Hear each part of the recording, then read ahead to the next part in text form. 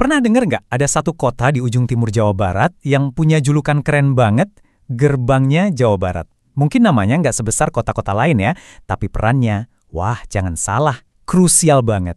Nah, ini dia kisah tentang kota Banjar. Jadi pertanyaannya kan gini, gimana ceritanya sebuah kota yang kelihatannya relatif kecil bisa dapat julukan sepenting itu? Apa sih yang bikin dia jadi semacam pintu masuk buat satu provinsi? Nah, itulah yang bakal kita kupas tuntas bareng-bareng. Oke, kita mulai dari yang paling dasar dulu. Namanya, karena seringkali di balik sebuah nama itu tersimpan cerita asal-usul yang menarik banget. Ternyata nih, nama Banjar itu punya arti yang simpel tapi dalam banget. Dalam bahasa Sunda, Banjar itu artinya perkampungan atau sebuah tempat berkumpul. Ini seakan ngasih tahu kita kalau dari dulu banget, daerah ini emang udah jadi titik kumpul alami buat masyarakat sekitar. Eits, tapi ceritanya nggak cuma sampai di situ. Dulu namanya lebih panjang, Banjar Patroman. Nah, Patroman ini merujuk ke hutan tarum, sejenis tanaman yang bisa menghasilkan warna nila atau indigo yang super berharga zaman dulu. Kebayang nggak sih berarti dulu kawasan ini adalah pusat kekayaan alam yang penting banget?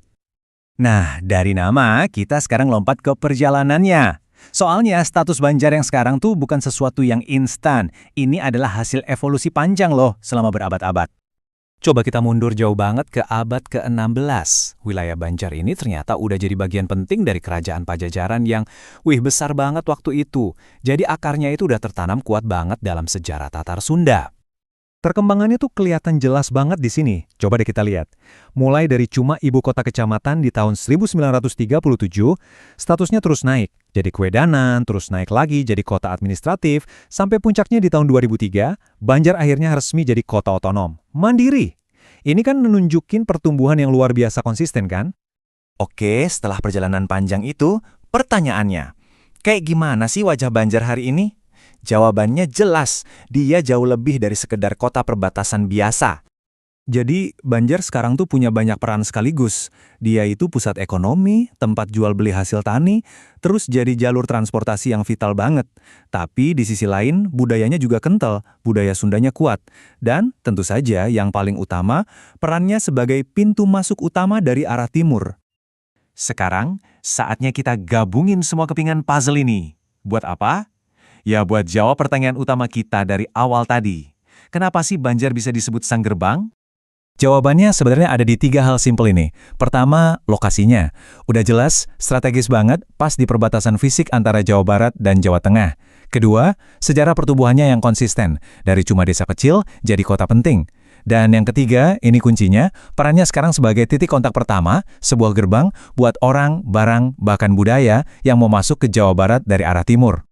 Ada satu kalimat yang menurut saya pas banget buat ngegambarin ini semua.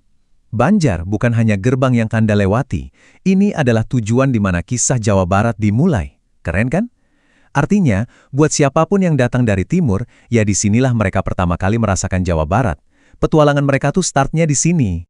Jadi, sekarang kita udah paham gimana Banjar dapat julukan Gerbangnya Jawa Barat. Tapi, ini yang bikin penasaran. Kalau dia adalah sebuah gerbang, kira-kira jalan ke depan bakal bawa Banjar kemana ya? Peran baru apa lagi yang bakal dia pegang di masa depan Jawa Barat? Sebuah pertanyaan yang menarik banget buat kita renungin bersama.